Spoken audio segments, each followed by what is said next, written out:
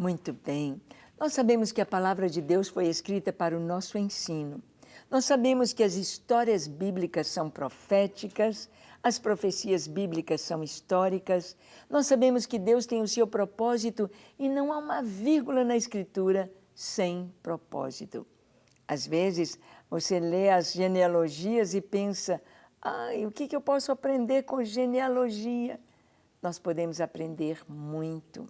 Não só o que o Senhor está querendo nos trazer através daqueles nomes, daquelas famílias, daquela raiz de onde veio tudo aquilo, no sentido de mostrar as raízes e a cultura judaica, mas também cada nome com seus significados nos falam de algo.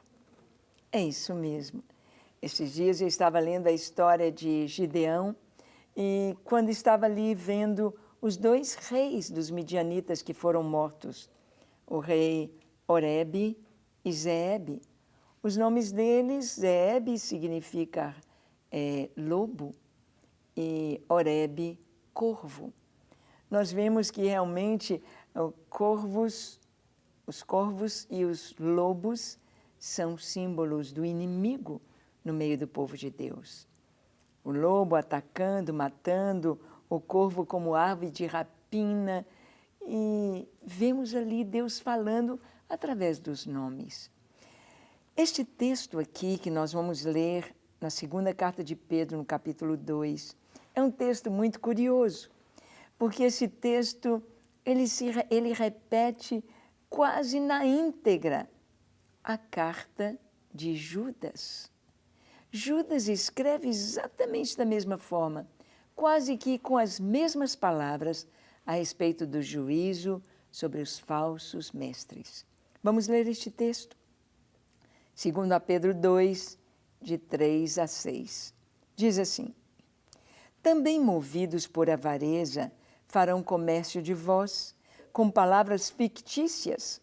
Para eles, o juízo lavrado há longo tempo não tarda, e a sua destruição não dorme.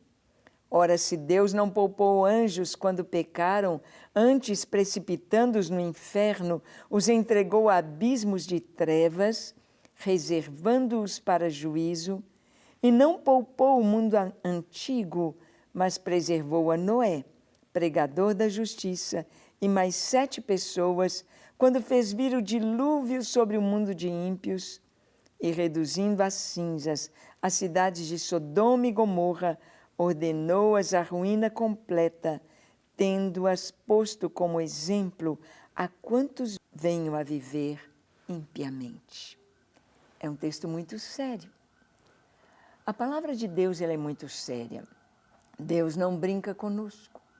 A Bíblia nos diz, de Deus não se zomba. Deus não se deixa escarnecer, pois tudo que o homem semear, isto também ceifará.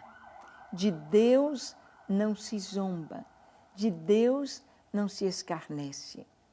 E nós sabemos aqui, quando a Bíblia fala de falsos mestres, são aqueles que querem, com seus próprios interesses, às vezes até interesses financeiros, interesse de ganhar dinheiro, interesse de formar o seu próprio império, interesses escusos, interesses egoístas, interesses carnais, interesses para o mal.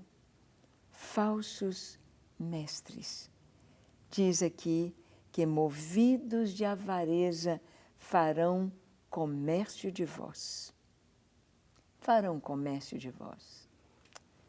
Que coisa tão triste quando nós podemos ver nos nossos dias isto acontecendo, quando podemos ver irmãos ou pessoas sendo usadas como moeda de troca.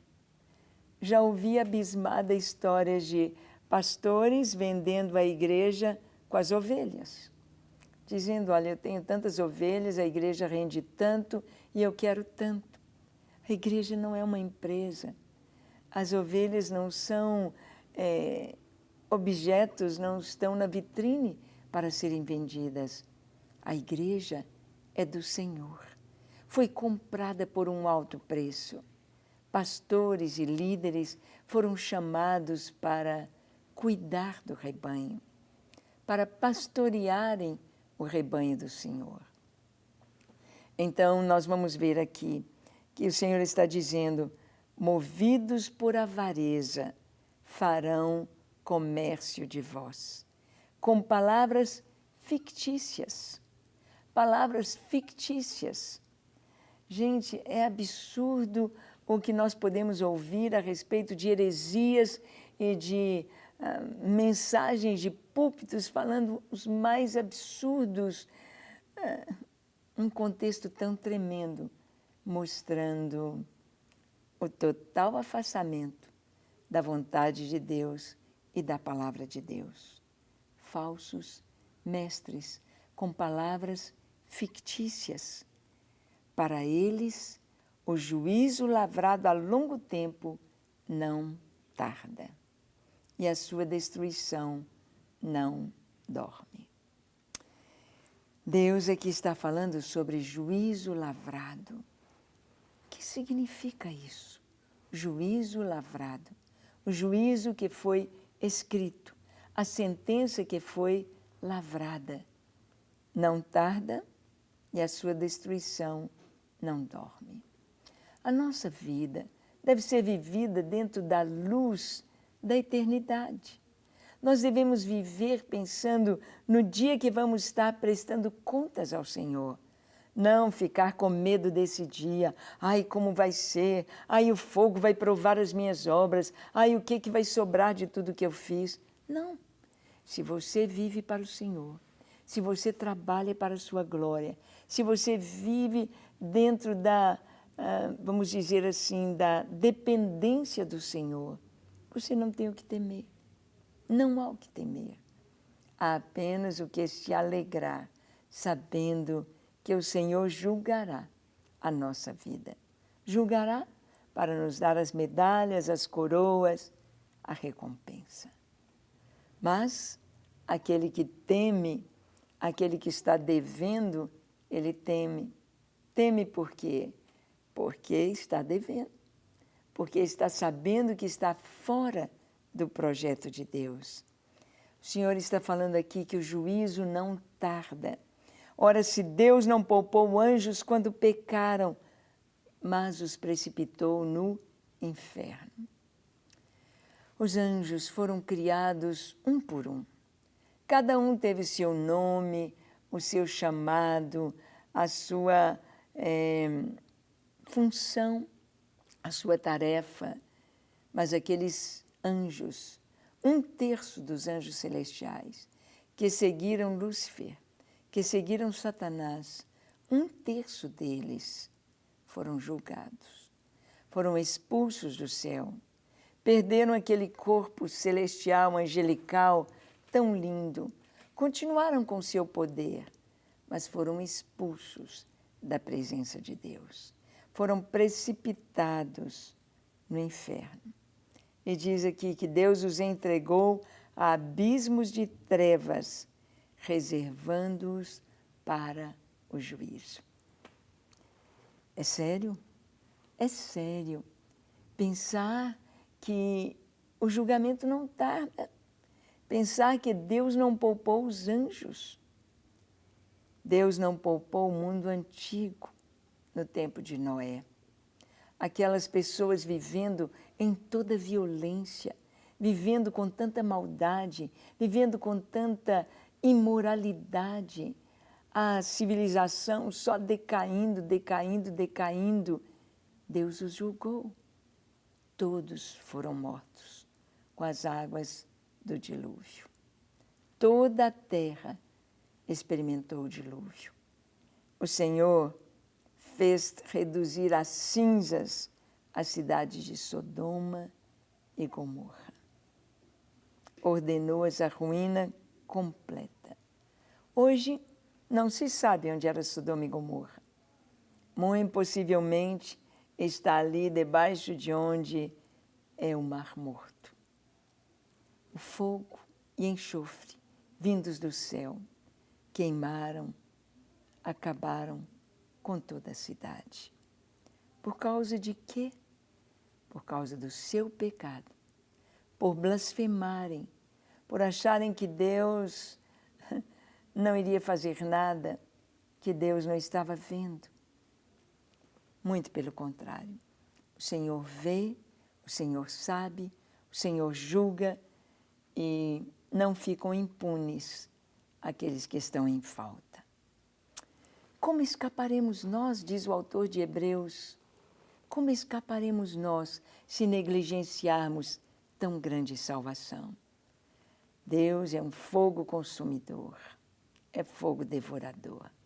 O julgamento é certo sobre aqueles que blasfemam, sobre aqueles que escarnecem do Senhor, do seu rebanho e da sua palavra.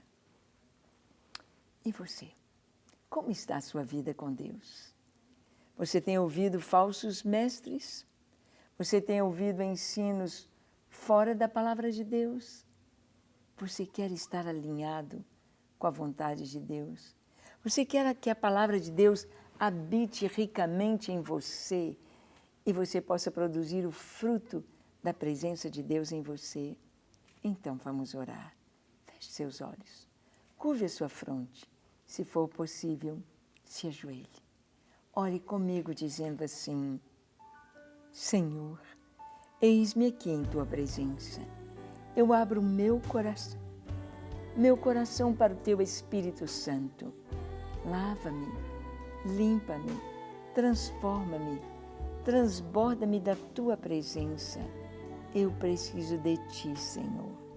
Preciso do Teu amor, preciso da Tua graça, preciso do Teu perdão.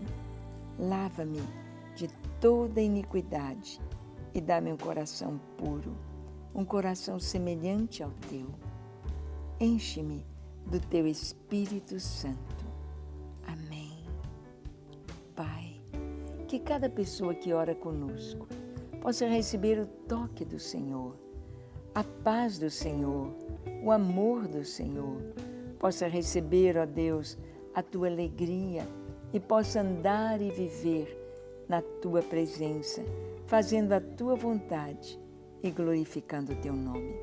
Abençoamos cada um, abençoamos cada lar, abençoamos cada coração, com a libertação, com a paz, com a salvação e com a Tua doce presença.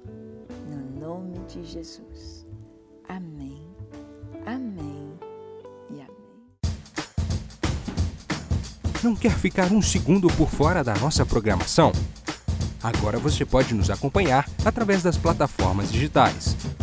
Queridos amigos e amigas, preciosos irmãos e irmãs, Não perca tempo. Acesse, curta e siga-nos. Fique por dentro de tudo o que acontece aqui. Rede Super, inspirando você.